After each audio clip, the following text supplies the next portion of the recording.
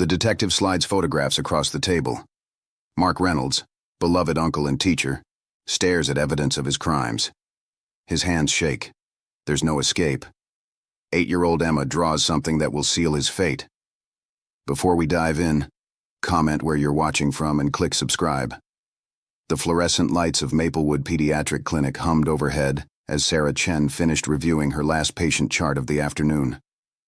It was Tuesday, just after 4 o'clock, and the waiting room had finally emptied after a hectic day of flu season checkups and worried parents.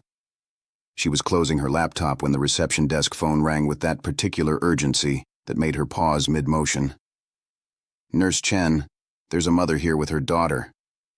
"No appointment, but she says it's urgent," Melissa at the front desk whispered into the phone. "The little girl looks really uncomfortable." Sarah grabbed her stethoscope and headed to the waiting room, where a woman in her early 30s sat beside a girl of about 8 years old.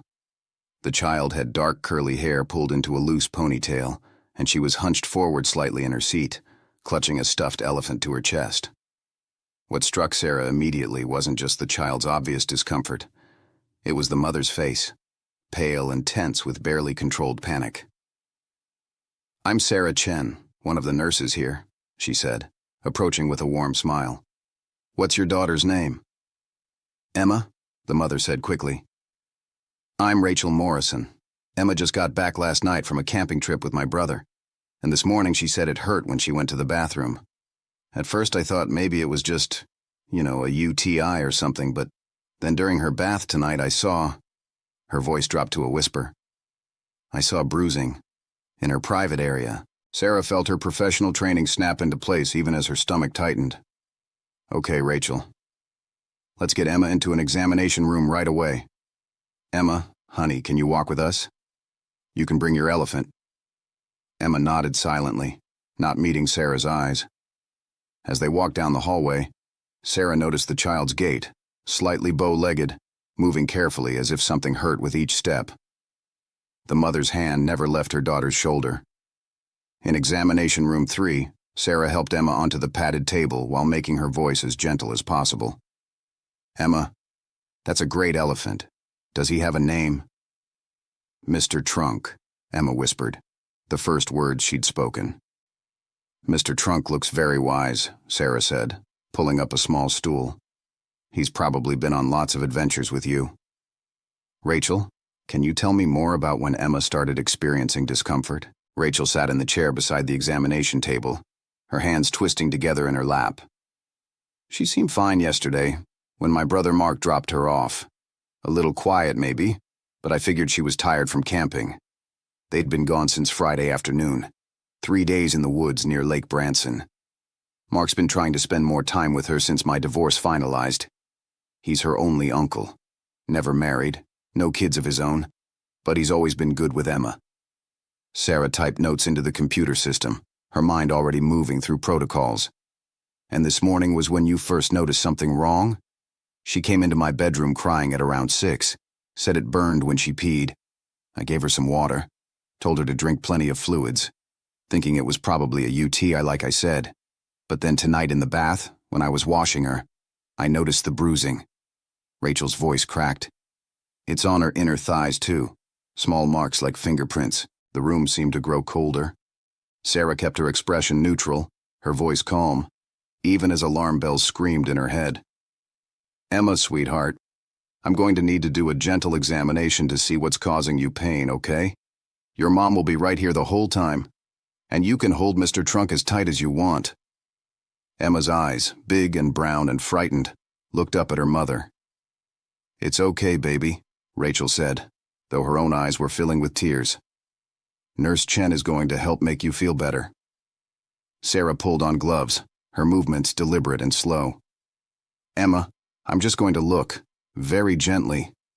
If anything hurts too much, you tell me right away, okay? You're in charge. You say stop, and I stop immediately." The examination took less than 2 minutes, but those minutes felt like hours. What Sarah saw made her breath catch in her throat. Bruising on the inner thighs, yes, but worse, visible trauma to the genital area, redness, swelling, small tears and delicate tissue. This wasn't a urinary tract infection. This was something that made Sarah's professional composure nearly shatter. "Okay, Emma, you did so well," Sarah said, helping the child sit up and covering her with a blanket. "You were very brave. I'm going to talk to your mom in the hallway for just 1 minute, and then we're going to make sure you get all the help you need. Mr. Trunk should rest with you, okay?" In the hallway, Rachel searched Sarah's face desperately. "What is it? What's wrong with her?" Sarah gently guided Rachel further from the examination room door, her voice low and controlled. "Rachel, what I observed during the examination indicates possible sexual trauma. The bruising pattern, the location of the injuries, the tearing, these aren't consistent with a UTI or any accident. I need to call 911 immediately and have Emma transported to the hospital where they have a SANE nurse, that's a sexual assault nurse examiner, who can do a proper forensic examination." Rachel's knees nearly buckled. Sarah caught her arm, steadying her. "No," Rachel breathed. "No, that's not. Mark wouldn't. He's my brother. He's known her since she was born." "I know this is devastating to hear," Sarah said, her own throat tight with emotion. "But the physical evidence is clear. Emma needs specialized medical care, and we need to document what happened to her. I'm required by law to report this, and we need to get law enforcement involved immediately." "Oh, God," Rachel's hand went to her mouth. She was with him for 3 days. 3 days alone with him in the woods. What did he do to my baby? Sarah pulled out her cell phone with trembling fingers. She'd been a pediatric nurse for 12 years, had seen neglect and abuse and every kind of childhood illness. But something about Emma's frightened silence and those devastating injuries made her throat constrict with suppressed tears. She dialed 911, and when the operator answered, her voice was steady only through sheer force of will. "This is Sarah Chen, RN, calling from Maplewood Pediatric Clinic at 2847 Riverside Drive. I need emergency transport for an 8-year-old female with evidence of sexual assault. The child also needs immediate police response for a sensitive crimes unit." As she provided the details to the dispatcher, Sarah watched Rachel sink into a chair in the hallway, her face buried in her hands, shoulders shaking with silent sobs. Through the examination room door, Sarah could see Emma sitting on the table, small and alone, clutching Mr. Trunk and staring at nothing, a child whose innocence had been stolen during what was supposed to be a fun weekend camping with her uncle. The ambulance arrived within 8 minutes, but it felt like an eternity. Sarah stayed with Emma, talking gently about nothing in particular, asking about school and her favorite foods, anything to keep the child from retreating further into frightened silence. Emma answered in monosyllables, her voice barely audible. "Do you like camping, Emma?" Sarah asked, trying to keep things conversational. Emma's face went blank. "I don't want to talk about camping." "That's okay," Sarah assured her quickly. "We don't have to talk about anything you don't want to." But Emma surprised her by continuing, her voice distant, almost mechanical. "Uncle Mark said camping was for getting closer to nature. He said we'd see deer and maybe bears, but from far away so they couldn't hurt us. He said he'd keep me safe." The words hung in the air like an accusation. Sarah felt her heart breaking. When the EMTs arrived, 2 professionals named Derek and Linda, they moved with efficient gentleness. "Hey there, Emma," Derek said, kneeling by the examination table. "We're going to take a ride in the ambulance to the hospital, where they have even better equipment to help you feel better. Your mom's coming with us. Have you ever been in an ambulance before?" Emma shook her head. "Well, it's actually pretty cool," Linda added with a warm smile. "We've got all sorts of buttons and lights. You want to see?" During the transfer to the ambulance, Sarah pulled Derek aside. "I've documented everything I observed. Full external trauma consistent with sexual assault. The mother states the child returned last night from a camping trip with her uncle. 3 days alone with him. I've called it in to police." Derek's jaw tightened, his professional mask slipping for just a second to show anger. "We'll get her to Memorial. They've got the SANE team on duty tonight. Good catch, getting her in quickly." As the ambulance pulled away, lights flashing but no siren, not wanting to traumatize Emma further, Sarah stood in the parking lot feeling suddenly exhausted. She walked back inside where Melissa was closing up the front desk. "Everything okay?" Melissa asked, though her expression said she knew it wasn't. "No," Sarah said honestly. It's really not. It's... She spent the next 40 minutes documenting everything in meticulous detail, every observation, every statement Rachel had made, Emma's responses, the timeline of events. Her nursing training had taught her that documentation could make or break a case, and she was determined that whoever hurt Emma would face justice. Her phone rang just as she was finishing. It was a number she didn't recognize. "This is Sarah Chen. Nurse Chen. This is Detective James Morrison with the Special Victims Unit. I'm at Memorial Hospital now with Emma Morrison and her mother. I need to ask you some questions about your initial examination." Sarah's heart rate picked up. "Of course. Whatever you need. The SANE examination confirmed your initial findings. We're looking at significant sexual trauma inflicted within the last 72 hours.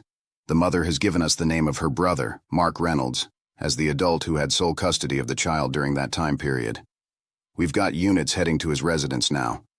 What I need from you is your professional assessment of the child's state when she came in." Sarah chose her words carefully. Emma was physically uncomfortable, emotionally withdrawn, and exhibiting classic signs of trauma. She was reluctant to discuss the camping trip and showed significant distress during the examination, despite my best efforts to keep her comfortable. The physical injuries I observed were unmistakable, fresh, and severe enough that I had no doubt emergency intervention was required. "The mother says Emma seemed fine when she was dropped off yesterday evening," Detective Morrison continued. "Quiet, but the mother attributed that to being tired. It wasn't until this morning when Emma experienced painful urination that the mother began to suspect something medical was wrong." "That's consistent with what Rachel told me," Sarah confirmed. "She thought it was a UTI initially.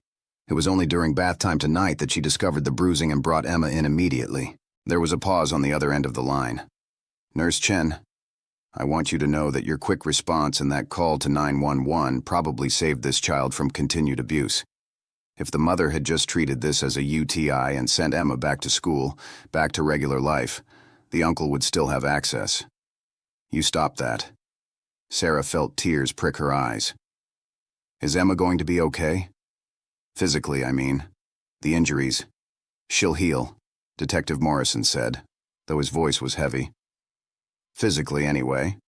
The emotional trauma, that's going to take time. But she's got a mother who clearly loves her and responded immediately when she realized something was wrong.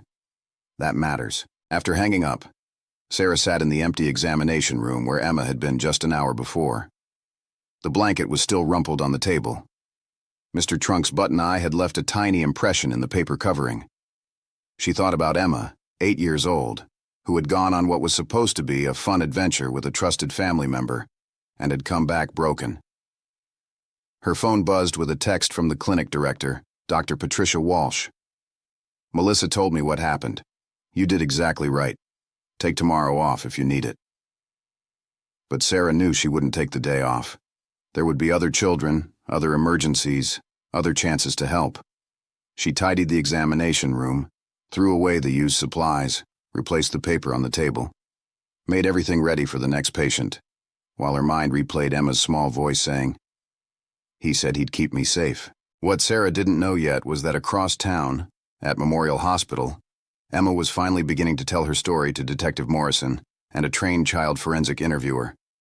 And what they would discover about the 3 days at the cabin would be far more complex than anyone had imagined, involving not just Mark Reynolds, but a revelation that would turn everything Rachel thought she knew about her brother completely upside down. At Mark Reynolds' apartment on the west side of town, police were discovering the place empty, his truck gone, his camping gear missing from the storage closet. A neighbor told officers she'd seen him loading his truck around noon, said he looked upset, said he'd mentioned something about needing to get away and think. Detective Morrison received this update while sitting across from Emma in the soft interview room at the hospital's Child Advocacy Center. The room was painted in soothing colors, filled with stuffed animals and art supplies, designed to make traumatized children feel safe enough to speak. Emma sat on a soft couch, Rachel beside her, both of them looking fragile and scared. The forensic interviewer, a woman named Dr. Lisa Patterson, had just finished building rapport, talking about school and friends and Mr. Trunk, who sat in Emma's lap. "Emma, Dr. Patterson said gently. I know talking about hard things is really difficult, but your mom and Detective Morrison and I are all here because we want to help you. Nobody here is going to be mad at you no matter what you tell us. You're not in any trouble at all. Do you understand that? Emma nodded, her eyes downcast. Can you tell me about the camping trip? Just start wherever feels okay to start. Emma was quiet for so long that Sarah, watching through the one-way glass from an observation room with Detective Morrison's partner, thought she might not speak at all. But then, in a voice barely above a whisper, she began. Uncle Mark picked me up on Friday after school. Mom had already packed my bag. He said we were going to Lake Branson, to the cabin he rented. He was excited. He kept saying it would be our special adventure, just the two of us. He bought me a new sleeping bag with stars on it. That sounds nice, Dr. Patterson encouraged. What happened when you got to the cabin? Emma's hands tightened on Mr. Trunk. We got there when it was almost dark. The cabin was small, just one big room with beds and a little kitchen. Uncle Mark made hot dogs for dinner. We roasted marshmallows. It was fun at first. At first, Dr. Patterson repeated carefully. What changed? This was where Emma's voice got smaller, younger somehow. That night, Uncle Mark said we should both get ready for bed. He said I could change in the bathroom, but then he came in while I was changing. I said I needed privacy, like Mom always tells me, but he said family doesn't need privacy. He said he was just checking to make sure I was okay. Rachel made a small sound, quickly stifled. Detective Morrison, watching from behind the glass, felt his hands curl into fists. Emma continued, her words coming faster now, as if once started she couldn't stop. He kept coming in while I was changing. Not just that night, but Saturday morning too, and Saturday night. He said he was just making sure I was safe, but it felt wrong. And then Saturday during the day, we were hiking, and he kept wanting to take pictures of me. Lots of pictures. He said I was getting so pretty, growing up so fast. Did anything else happen during the hiking? Dr. Patterson asked, her voice steady despite what she was hearing. Emma nodded, tears starting to fall now. We were at this spot by the lake, really far from the cabin, no other people around. Uncle Mark said we should go swimming, but I didn't bring my swimsuit. He said that was okay, said nobody was around, said we could swim in our underwear. I didn't want to, but he got kinda angry. He said I was being ungrateful after he'd planned this whole special trip. Rachel was crying silently now, and Detective Morrison's partner, a woman named Detective Sarah Kim, had her hand over her mouth. So I did it, Emma whispered. I went in the water in my underwear. And Uncle Mark, he came in too, and he kept trying to play games, like picking me up and spinning me, but his hands. She stopped, her whole body trembling. You're doing so well, Emma, Dr. Patterson said. You're so brave. His hands did what? They touched me in places that felt wrong. Places Mom said were private, that nobody should touch except doctors if I'm sick, and only with Mom there. I told him to stop. I said it made me uncomfortable. But he just laughed and said I was being silly. Said uncles play with their nieces all the time. Said it was normal family bonding. Detective Morrison stepped out of the observation room and made a call to the unit searching for Mark Reynolds. We need to find him now, he said grimly. We've got a full disclosure happening and it's bad. Emma's story continued, each detail more devastating than the last. Saturday night at the cabin, Mark had given her what he called special camping medicine to help her sleep because the unfamiliar sounds of the woods were scary. But the medicine made her feel weird, foggy, unable to move properly. And during the night she woke up to find him in her sleeping bag with her, his hands on her body, his breath hot on her neck, whispering that this was their special secret, that if she told anyone they'd take her away from her mom, that this was what people who loved each other did. I pretended to stay asleep, Emma said, her voice breaking completely now. I thought if he thought I was sleeping he'd stop. But he didn't stop, not for a long time. And it hurt so much, but I was too scared to move or scream or anything. I just held Mr. Trunk under the sleeping bag and pretended I was somewhere else, anywhere else, Rachel had left the interview room, unable to listen anymore. In the hallway, she pressed her back against the wall and slid down until she was sitting on the floor, her whole body racked with sobs. A victim advocate named Jennifer sat beside her, not speaking, just being present. Detective Morrison listened as Emma described Sunday, how Mark had acted like nothing had happened, made her pancakes for breakfast, suggested they take more pictures by the lake, how she'd been so sore and hurt that she could barely walk properly. But when she said she hurt, Mark told her she was probably just getting her period early, that it happened to girls sometimes, that she shouldn't worry Mom about it. He said if I told anyone, they'd think I was lying, Emma said. He said nobody would believe me because he's a respected teacher and coach and I'm just a kid. He said if I told, Mom would be so upset she might have a heart attack and die, and it would be all my fault. The interview lasted another hour, with Dr. Patterson carefully documenting every detail, every time, every location, every word Mark had said. When it was finally over, Emma was exhausted, pale, trembling. A nurse came in to check on her, offering water and a warm blanket. Detective Morrison stepped into the hallway where Rachel still sat on the floor, her face blotchy from crying, her hands shaking.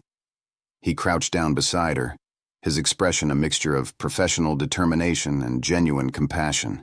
Mrs. Morrison, I know this is the worst moment of your life, he said quietly. But I need you to know that Emma is incredibly brave. What she just told us gives us everything we need to pursue charges. We're going to find your brother, and we're going to make sure he never hurts another child. Rachel looked up at him with red, swollen eyes. How did I not know? How did I let this happen? He's my brother, James. We grew up together. He taught Emma to ride a bike. He came to her birthday parties. How could he do this to her? Predators are experts at hiding who they really are, Detective Morrison said. They build trust over years specifically so they can exploit it. This is not your fault. You couldn't have known. But I should have, Rachel said brokenly. I'm her mother. I'm supposed to protect her. And I sent her off with him, packed her bag, waved goodbye with a smile. I basically handed her to him. Jennifer, the victim advocate, spoke up gently. Rachel, you did exactly what you were supposed to do when you found out something was wrong. You didn't dismiss Emma's pain. You didn't wait. You took her straight to the clinic. You believed her injuries were serious. That matters more than you know. Many children don't have that. They have parents who make excuses, who protect the abuser instead of the victim. You're not that parent. Detective Morrison's phone buzzed. He stepped away to answer it, and Rachel could see his expression harden as he listened. When he came back, his jaw was tight. We found Mark's truck, he said.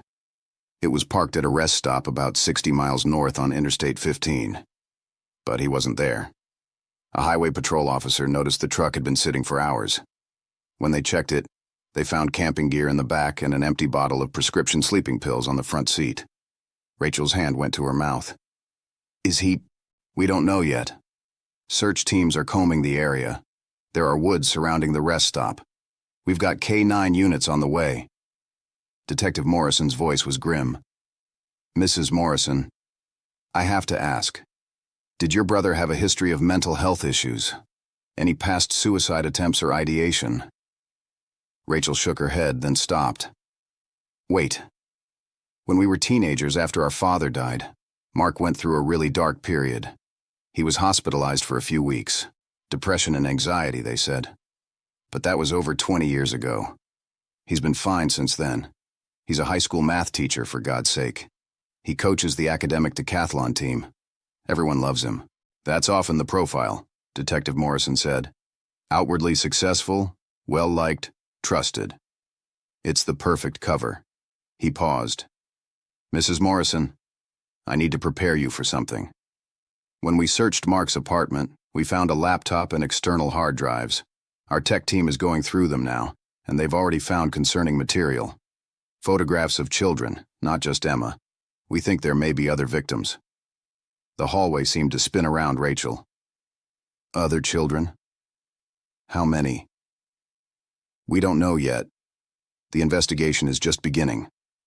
But I wanted you to know because this is likely going to become a bigger case than just what happened to Emma.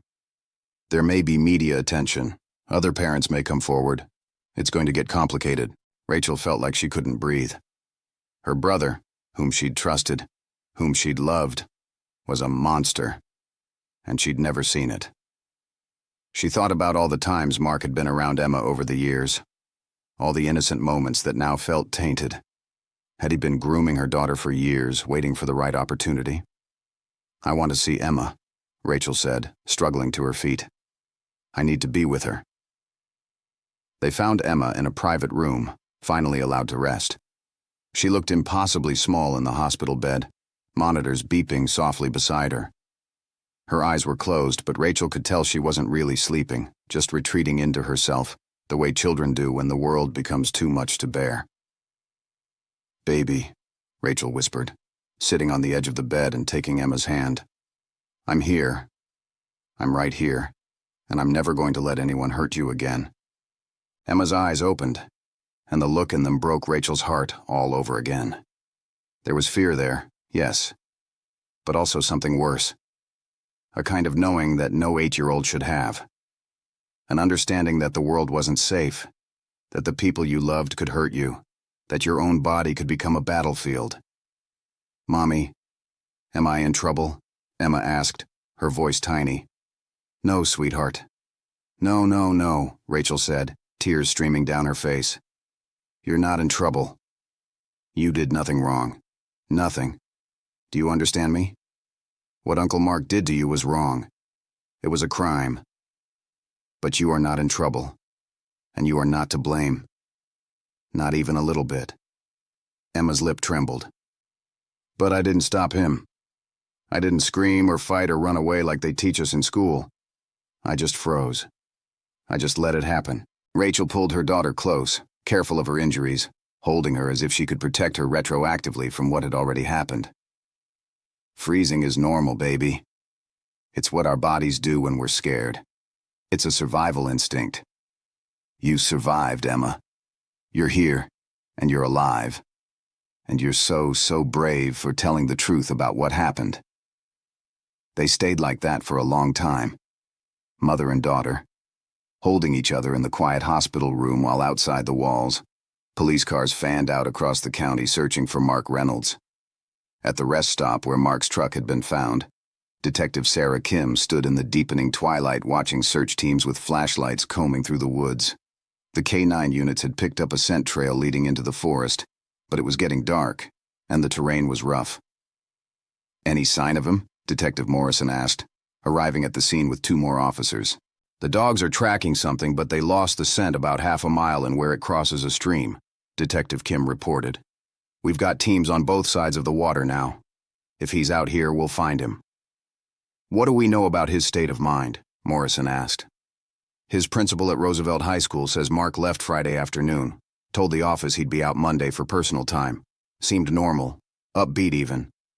But when I talked to his roommate, a guy named David Chen, he said Mark had been acting strange lately. Agitated, secretive, spending a lot of time on his computer in his room with the door locked." Detective Morrison looked out at the dark woods. "You think he knew we were closing in?" "I think he knew what he'd done was eventually going to catch up with him," Detective Kim said.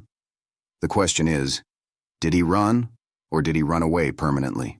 They had their answer 3 hours later, when a search team found Mark Reynolds sitting against a tree deep in the woods, barely conscious, an empty pill bottle beside him, and vomit down the front of his jacket.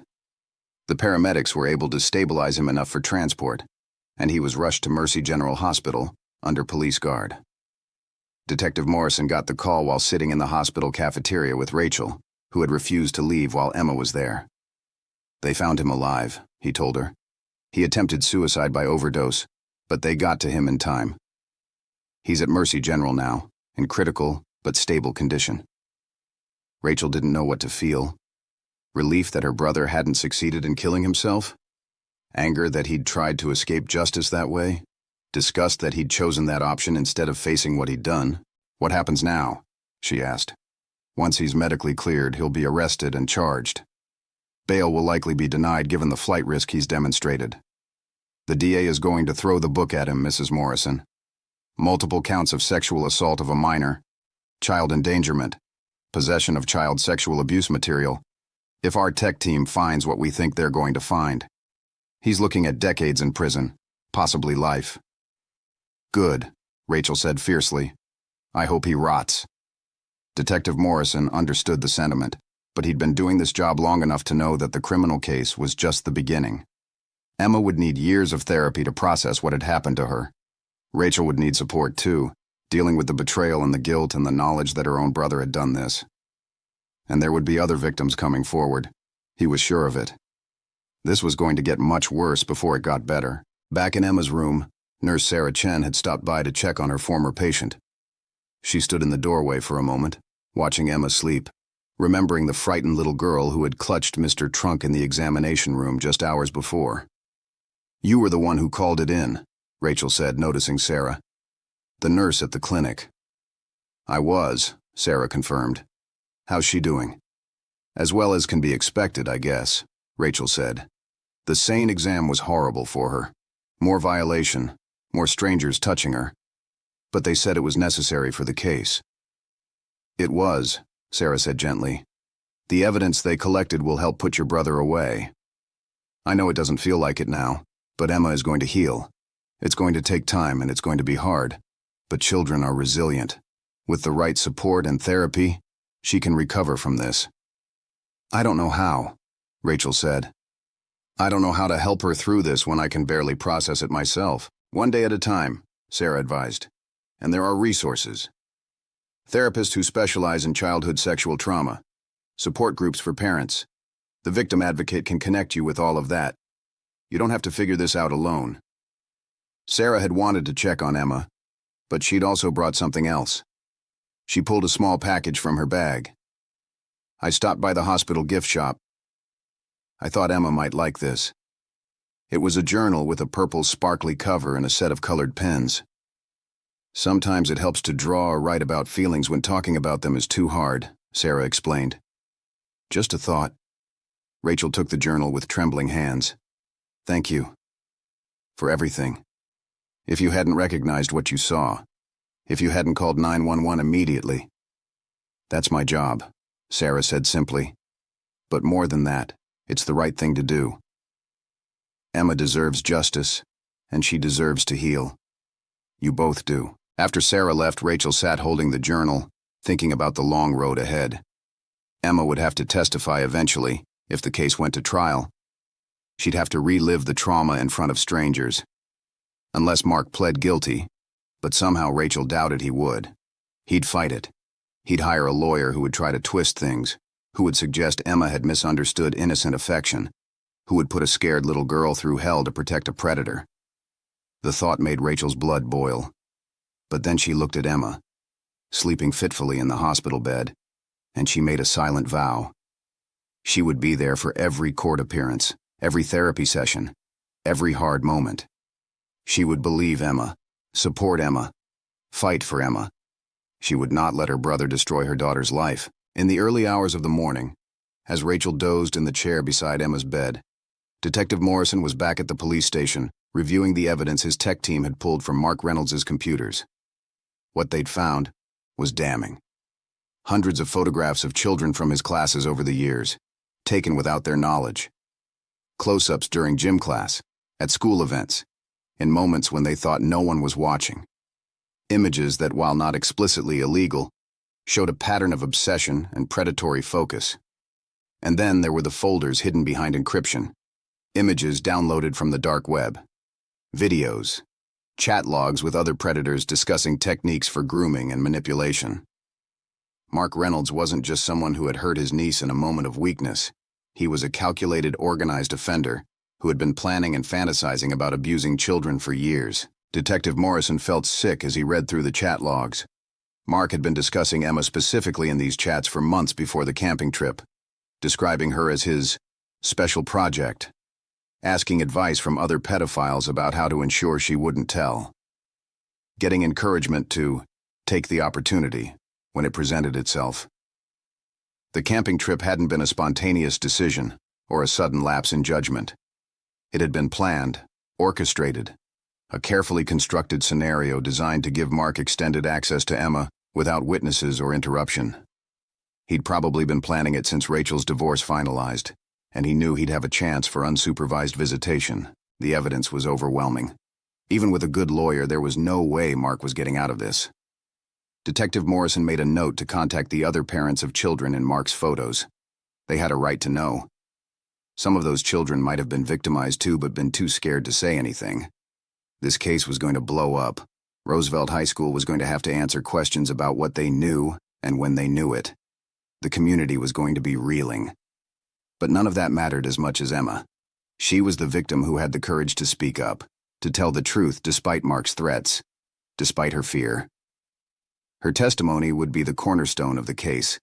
Everything else was just supporting evidence. As the sun rose over the city on Wednesday morning, Emma woke in the hospital room to find her mother still there, watching over her like a guardian angel who'd come too late, but refused to leave now.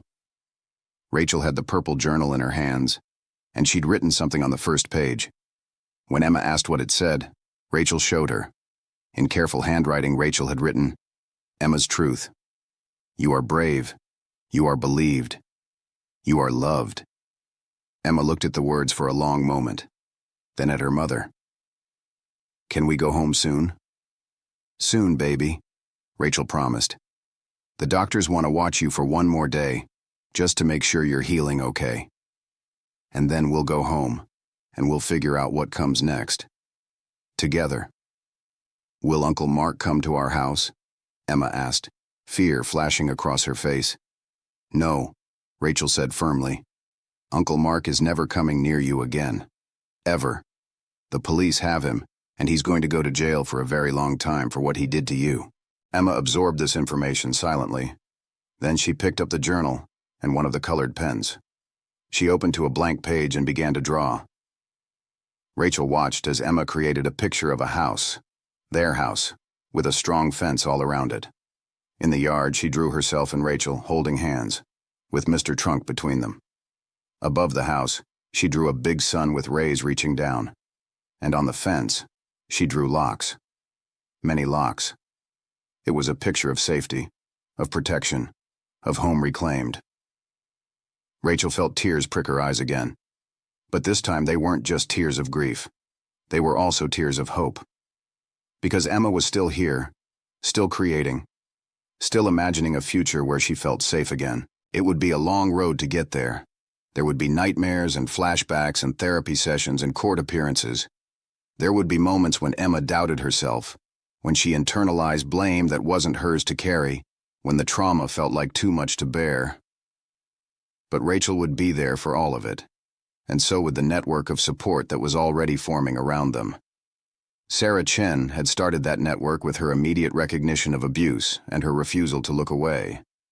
Dr. Patterson had continued it with her gentle, skilled interview that allowed Emma to tell her story. Detective Morrison and his team were part of it, working tirelessly to build a case that would deliver justice. Jennifer, the victim advocate, would connect them with therapists and support groups.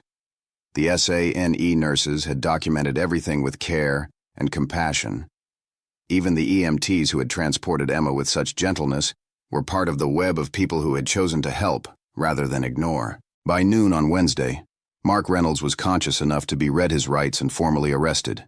He refused to make a statement without his lawyer, which didn't surprise anyone.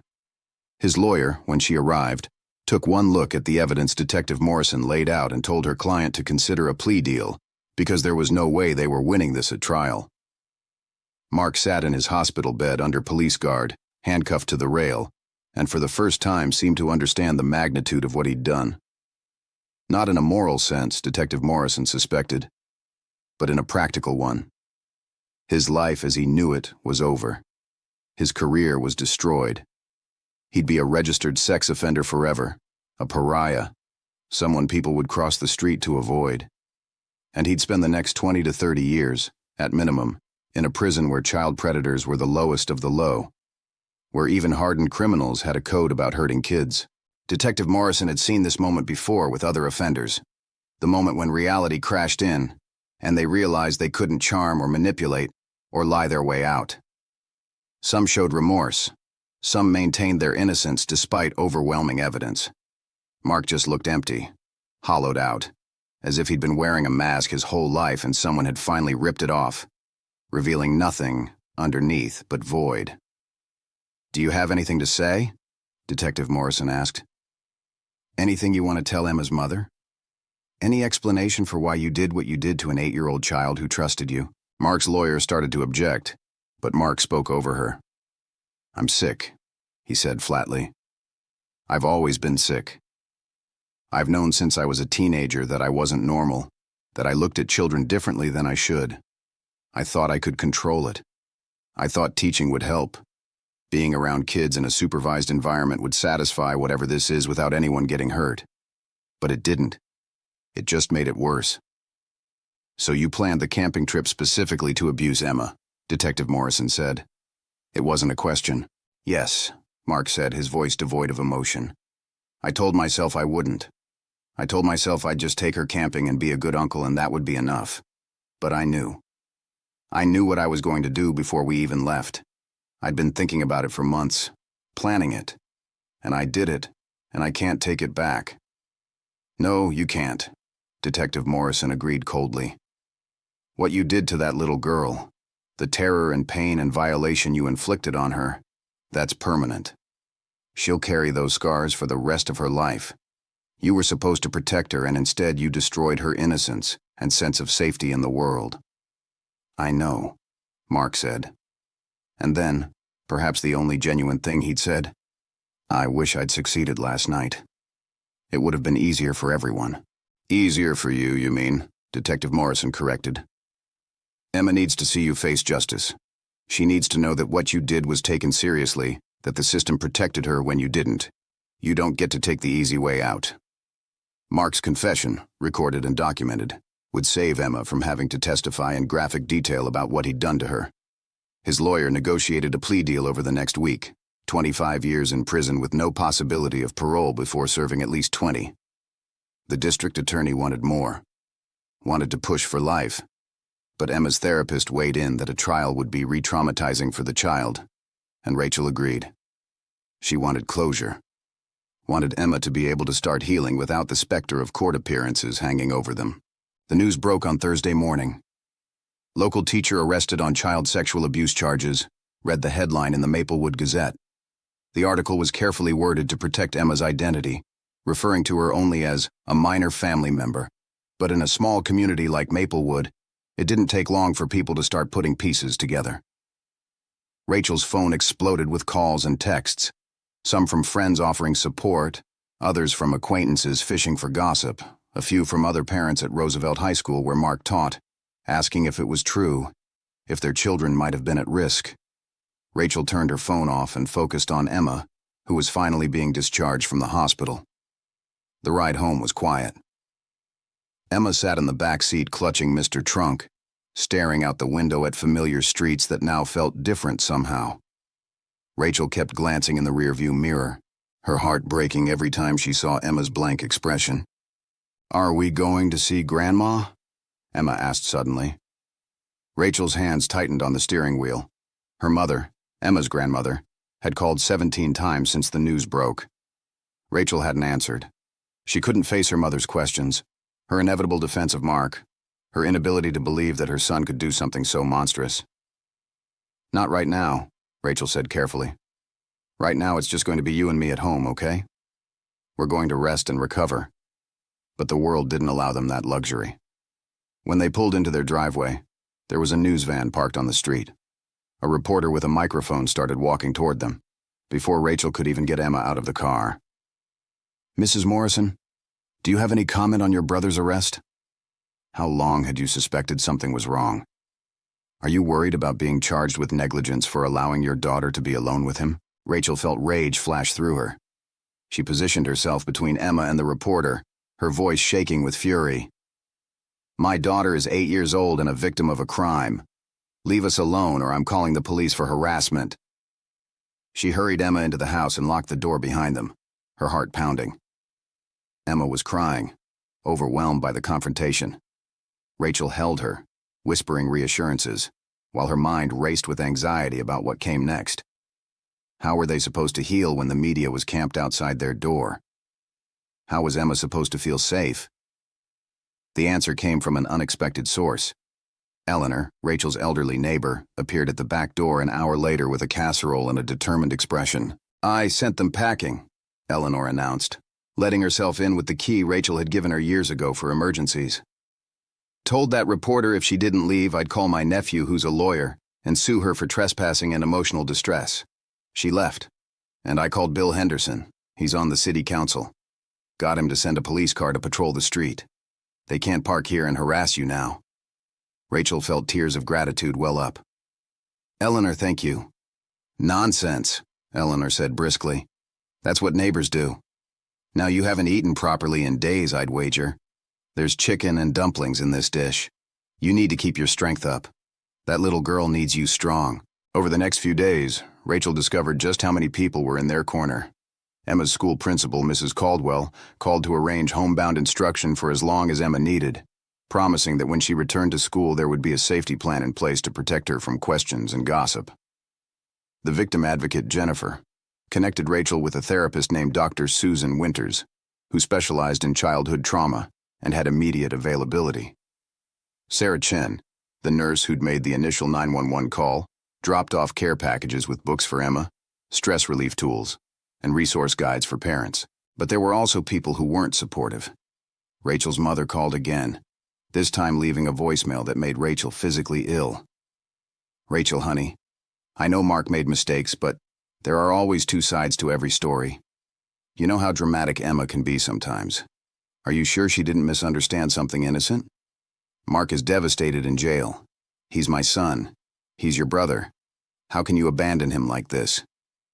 Rachel deleted the voicemail with shaking hands and blocked her mother's number. She couldn't afford to have that poison in her life, not when Emma needed her full support and belief. Emma's first therapy appointment was on Monday, 5 days after the emergency room visit that had started everything. Dr. Winters' office was in a converted house with a garden in front and toys visible through the window. Emma hesitated at the door, clutching Rachel's hand. "I don't want to talk about it anymore," Emma whispered. "I'm tired of talking about it." Dr. Winters, who had come out to greet them, knelt down to Emma's level. "You know what? We don't have to talk about it today if you don't want to. Today we can just get to know each other. I have a therapy dog named Bailey, who's very excited to meet you. Would you like to meet her?" The mention of a dog made Emma's expression brighten slightly. "A real dog?" "A real dog," Dr. Winters confirmed. "She's a golden retriever, very gentle, and very good at helping people feel calm." "What do you say?" The therapy session lasted an hour, and when Emma came out, she was actually smiling, holding a photo of herself with Bailey. "Bailey licked my face," she told Rachel, "and Dr. Winters has a sandbox with tiny toys you can use to make scenes. We made a beach scene with dolphins." Rachel felt a weight lift slightly from her chest. This was progress, small, but real. Over the following weeks, a routine emerged. Emma went to therapy twice a week. She did her schoolwork at home with a tutor Mrs. Caldwell had arranged. She drew in her purple journal, creating elaborate scenes that Dr. Winters said were her way of processing trauma. Slowly, very slowly, some of the light began to return to Emma's eyes. But there were hard days too. Days when Emma woke up screaming from nightmares. Days when she refused to bathe because it reminded her of the cabin. Days when she asked questions Rachel didn't know how to answer. Why did Uncle Mark hurt me? Didn't he love me? And Rachel would hold her and try to explain that sometimes people are broken inside in ways that make them hurt others, that it had nothing to do with Emma, that she was perfect and precious and deserving of love that didn't hurt. Detective Morrison called regularly with updates. The forensic analysis of Mark's computers had revealed 3 other potential victims, children who had been in Mark's classes over the years. 2 sets of parents were cooperating with the investigation. One child, now a teenager, had come forward to say that Mark had touched him inappropriately during after-school tutoring sessions years ago, but he'd been too ashamed to tell anyone. The family had moved away shortly after, and the boy had tried to forget it ever happened, until he saw the news about Mark's arrest. It's not uncommon, Detective Morrison explained to Rachel during one of their conversations. Victims often don't come forward until they see others being believed. This young man's testimony will strengthen the case even more. Though with Mark's confession and the physical evidence, we already have him dead to rights. The preliminary hearing was in March, 3 months after that terrible Sunday night at the clinic. Rachel had to attend, though Emma didn't. Mark was brought in wearing an orange jumpsuit, handcuffed, looking gaunt and older than his 42 years. He wouldn't look at Rachel when she entered the courtroom. The hearing was procedural, mostly a formality since Mark was pleading guilty. The judge read the charges, all 7 counts of child sexual abuse and 3 counts of possessing child sexual abuse material. Mark's lawyer entered the guilty plea. The judge accepted it and set sentencing for May. Rachel sat through it all with a stone face, refusing to let Mark see her cry. When it was over, she walked out of the courthouse into spring sunshine, feeling hollowed out but also strangely relieved. It was real now. Official. Her brother was going to prison. At home, Emma was in the backyard with Eleanor, who had become a frequent presence in their lives. The elderly woman had a gift for knowing when Rachel needed a break, showing up with cookies or craft supplies, or just her calm, steady presence. Today, she and Emma were planting flowers in the garden. "How did it go?" Eleanor asked quietly when Rachel joined them. "He pled guilty. Sentencing in May." Eleanor nodded. "Good. That girl deserves to see justice done."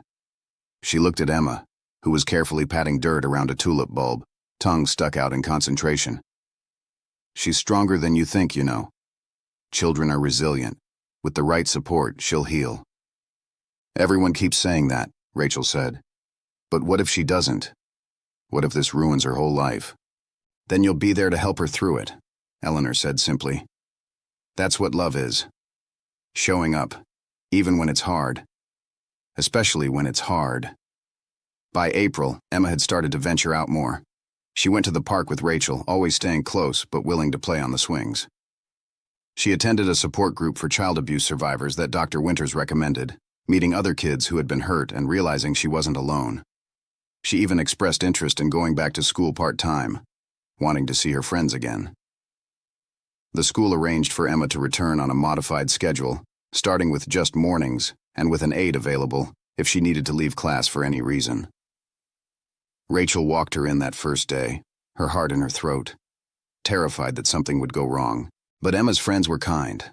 They'd been briefed by their parents on how to be supportive without asking intrusive questions. They welcomed Emma back with homemade cards and offered to share their lunches with her. And Emma, brave, amazing Emma, smiled at them and said, "I missed you guys."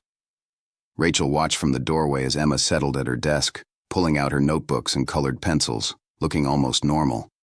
Almost like the carefree girl she'd been before that camping trip. Rachel knew she'd never fully be that girl again, that the trauma had changed her in ways that would take years to fully understand. But she could be something else, something equally valuable, a survivor. The sentencing hearing in May brought closure. The courtroom was packed with victims, family members, reporters, and courthouse regulars. Mark was led in looking resigned, defeated. His lawyer made a brief statement asking for leniency given his confession and cooperation, but the judge wasn't having it. "Mr. Reynolds," the judge said, her voice cold and firm, "you were in a position of trust not only as an uncle but as a teacher. You violated that trust in the most horrific way possible. You planned and executed the abuse of your 8-year-old niece, and we now know she wasn't your only victim. The harm you've caused is immeasurable and irreparable. This court sees no reason for leniency." She sentenced him to 30 years, 5 more than the plea deal had recommended, to be served in a maximum security facility. Mark would be 62 when he got out, his life effectively over. As he was led away, he looked back at Rachel one time. She didn't know what he expected to see. Forgiveness, maybe, or shared grief for the family that had been destroyed. But Rachel's face was stone. She had no sympathy left for him. Outside the courthouse, Rachel gave a brief statement to the press, one Jennifer had helped her prepare. "My daughter is a survivor, not a victim. She is brave and strong, and she is healing. We ask for privacy as our family continues to recover from this trauma. I want to thank the nurses, doctors, detectives, and therapists who believed Emma and helped bring her abuser to justice. To other parents, trust your instincts, believe your children, and know that there is help and hope on the other side of this kind of horror. That night, Rachel and Emma had a small celebration, just the two of them and Eleanor. Emma blew out a single candle on a chocolate cupcake, and Rachel asked what she'd wished for. "I wish that other kids who are hurt will be brave like me and tell someone," Emma said seriously. "So the bad people go to jail and can't hurt anyone anymore." Rachel's eyes filled with tears, but they were proud tears this time. Her daughter, at 8 years old, was thinking about other victims, about breaking cycles of abuse. She was going to be okay. Not today, not tomorrow, but someday. With time and therapy and love, Emma was going to reclaim her life. Summer arrived with warm breezes and long days. Emma finished second grade virtually, and Mrs. Caldwell personally delivered her report card with a note saying how proud she was of Emma's resilience. Emma's grades had held steady despite everything, testament to her intelligence and determination. Rachel enrolled Emma in an art therapy program for the summer, thinking the creative outlet would be good for her. Emma thrived there, producing painting after painting. Some were dark, processing trauma, but others were bright and hopeful, depicting flowers and butterflies and sunshine. Dr. Winters said the art was allowing Emma to externalize her feelings in a healthy way, to take control of her narrative. In July, Rachel made a difficult decision. She sold the house, the one where Mark had picked Emma up for that camping trip, the one where Emma's innocence had ended. The memories were too painful. They needed a fresh start. They moved to a smaller house across town, near Emma's school and Dr. Winters' office. Eleanor promised to visit often, and she kept that promise, showing up every Sunday with baked goods and stories from her long life that made Emma laugh. Emma's new room had pale yellow walls that Rachel let her decorate herself. Emma covered them with her artwork, creating a gallery of her healing journey. In the center, she hung the first drawing she'd done in the purple journal, the one of their house with the strong fence and many locks. Beside it, she hung a new drawing, one where the fence had a gate standing open and the sun was even bigger and brighter than before. "The locks are still there," Emma explained when Rachel asked about the open gate. "To keep me safe. But I can open them when I want to. I'm in control." Rachel hugged her daughter, marveling at her wisdom. 8 years old, and already Emma understood something that took many adult survivors decades to learn: that healing meant reclaiming agency, choosing when to be vulnerable and when to protect yourself. By the time third grade started in September, 11 months after that terrible Sunday night, Emma was a different child than she'd been, but not broken. She was changed, yes. Marked by trauma, yes. But also stronger, more aware, more compassionate. She befriended a new girl at school who seemed shy and scared, remembering what it felt like to be afraid. She spoke up in her support group, offering encouragement to newer members. She told Dr. Winters she wanted to be a therapist someday, to help other kids who had been hurt. Rachel watched her daughter growing into herself with pride and gratitude. There were still hard days. Emma still had nightmares sometimes. She still struggled with trust, especially around adult men. But she was developing coping strategies, learning to communicate her needs, building a support network of people who loved and believed her. Detective Morrison called in October to tell Rachel that Mark had been moved to a permanent facility upstate. He'd been placed in a unit for sex offenders, where he'd remain isolated from the general population for his own safety. "He'll be there for the next 3 decades, Morrison said. "Emma never has to worry about running into him. By the time he's released, she'll be 38 years old, living her own life." Rachel thanked him for the update and for everything he'd done for their family. After hanging up, she looked at Emma doing homework at the kitchen table, tongue sticking out in concentration just like when she planted those tulips with Eleanor. And Rachel realized something profound. Mark hadn't won. He'd taken something precious from Emma, yes, but he hadn't destroyed her. Emma was still here, still fighting, still growing, still finding joy. That evening, Dr. Winters called with an unexpected question. "Rachel, I'm working with a documentary filmmaker who wants to do a piece on childhood sexual abuse awareness. She's looking for families willing to share their stories to help other victims come forward. I immediately thought of you and Emma. Obviously, it would be completely up to you both." and Emma's identity could be protected. Rachel's first instinct was to refuse. They'd fought so hard for privacy, for normalcy. But then she thought about Emma's wish on that cupcake, about helping other kids be brave. "Let me talk to Emma," she said. When Rachel explained the opportunity, Emma's response surprised her. "I'll do it," she said without hesitation. "But I don't want to hide. I want people to see my face and know my name. I want other kids to know it's okay to tell, that they'll be believed." "Are you sure?" Rachel asked. "Once your story is public, you can't take it back." "I'm sure," Emma said firmly. "What happened to me is part of my story now. But it's not the whole story. I want people to know the whole thing, how I got hurt, but also how I got help and how I'm getting better. Maybe it will help someone else." The documentary, when it aired 6 months later, was powerful and heartbreaking and ultimately hopeful. It featured Emma, now 9 years old, speaking directly to the camera with remarkable poise. She talked about what had happened to her in age-appropriate terms, about feeling scared and confused, about the adults who had helped her, about the long process of healing. But the most impactful moment came at the end, when Emma looked directly into the camera and said, "If someone is hurting you, even if they say no, one will believe you. Tell anyway. Tell everyone until someone listens. It's not your fault. You deserve to be safe and loved and protected. And it gets better, I promise. It's hard, but it gets better." The documentary won awards, and more importantly, prompted thousands of other survivors to come forward. Rachel's phone rang nonstop with media requests and speaking invitations. Organizations working against child sexual abuse wanted Emma to be a spokesperson. It was overwhelming but also validating.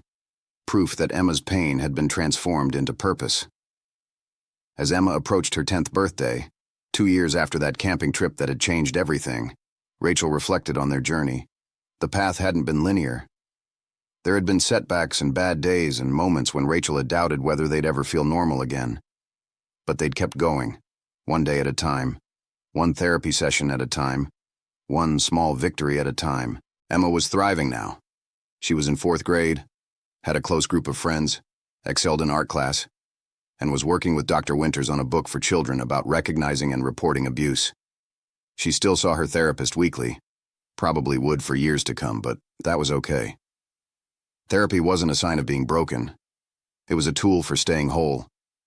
For Emma's 10th birthday, they threw a party in their backyard with school friends and Dr. Winters and Detective Morrison and Sarah Chen, the nurse who had made that crucial 911 call 2 years before.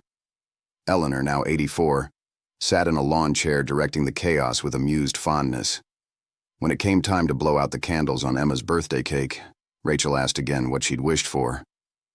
"I wished," Emma said thoughtfully, "that every kid who is hurting has someone like Nurse Sarah who sees them and believes them and helps them.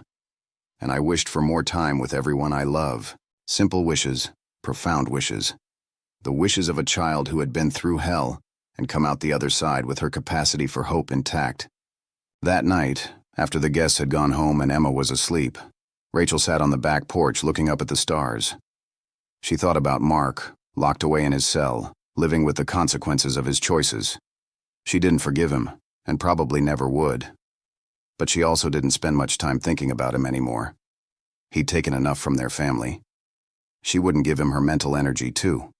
Instead, she thought about Emma, resilient and brave Emma, who had taken her trauma and transformed it into advocacy, who had refused to be defined by what had been done to her, who was building a life full of love and purpose and meaning despite the scars she carried.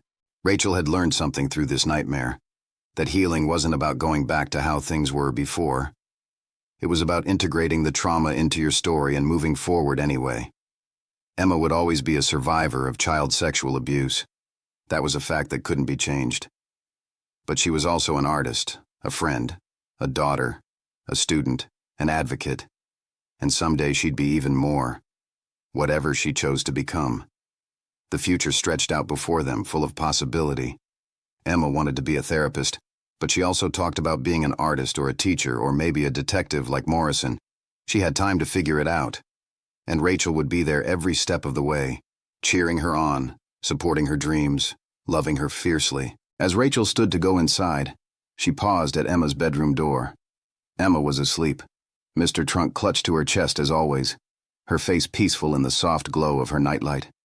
The purple journal lay on her nightstand, filled now with drawings and writings and memories both painful and joyful. Rachel whispered into the darkness, "You did it, baby. You survived. And you're going to do so much more than survive. You're going to soar." And with that promise hanging in the air like a prayer, Rachel closed the door softly and let her daughter sleep, knowing that tomorrow would bring its own challenges but also its own joys, and they would face them together, as they always had, as they always would.